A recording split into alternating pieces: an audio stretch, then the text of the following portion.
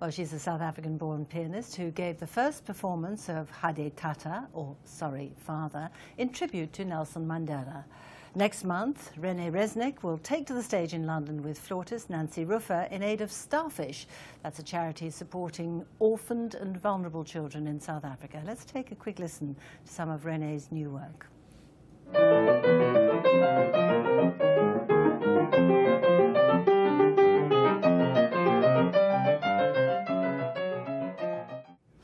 And Renee joins me in the studio now. Thanks very much indeed. Now that piece that you were playing, what was that? That is part of Hendrik Hofmeyer's Partita Africana. It's an African dance called Umsindo. So South African music has actually evolved and changed over the years, and you're really quite a part of bringing that to a wider audience, aren't you? Yes, I feel very committed. It's so diverse and it's so fascinating. I mean, there is stuff like that, which is based on Zulu and Xhosa rhythms. There is the piece which I commissioned from Naomi Younger, Hade Tata, which also uses African music from across the globe.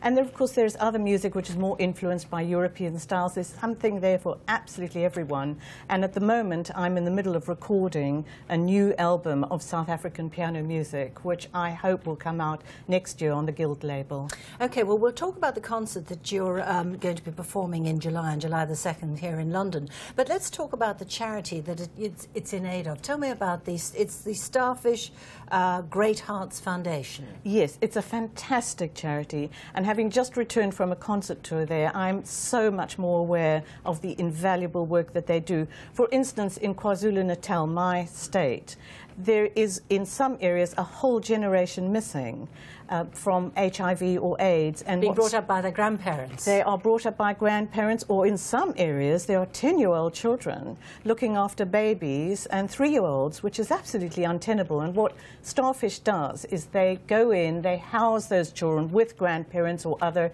intact families and pay for, you know, their schooling, for clothing, for food. And they've also rolled out across the country a whole series of mobile health units, because again, in some areas there is no medical support or care whatsoever. Of course, KwaZulu-Natal, the province with the worst incident of HIV/AIDS. Yes, it's terrible. And let's look at South Africa. Now, the Hade Tata was commissioned, you know, also to commemorate 21 years of democracy in South Africa. Yes. 21 years on, the fact that there is the need for a Starfish Foundation is shocking. It is sad. It's shocking. There are great inequalities still in South African society, and the record with HIV has been very poor.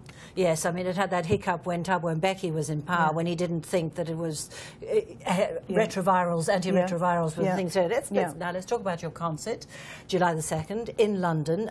You've got a flautist, and you're playing South African works. Will you be playing Hade Tata? I'm going to play Hade Tata, and I'm going to play the Partita Africana, but I'm also going to give the first performance of a work that's been written for me called PMB Impromptu, Peter Maritzburg Impromptu, by the renowned... I was wondering what the PMB stood for. Peter Maritzburg, where I was born and where the composer, the renowned composer Kevin Volans, was also born and grew up, and we met in Peter Maritzburg. And he actually wrote it as an act of revenge for my trouncing him in a piano competition where we were in school. So if you want to hear this, July the 2nd, the legendary Panisa Saul will be also performing Afro jazz with Simon Wallace. So there'll be something for everybody. Nancy Rufer, me, and Panisa and Simon. And you'll also be raising money for a very good cause. A fantastic cause. And if you can't be there, there is a wonderful website to visit, starfishcharity.org. Perhaps you'll be moved to make a donation. Okay. Thanks very much indeed for joining us. Thank you very much.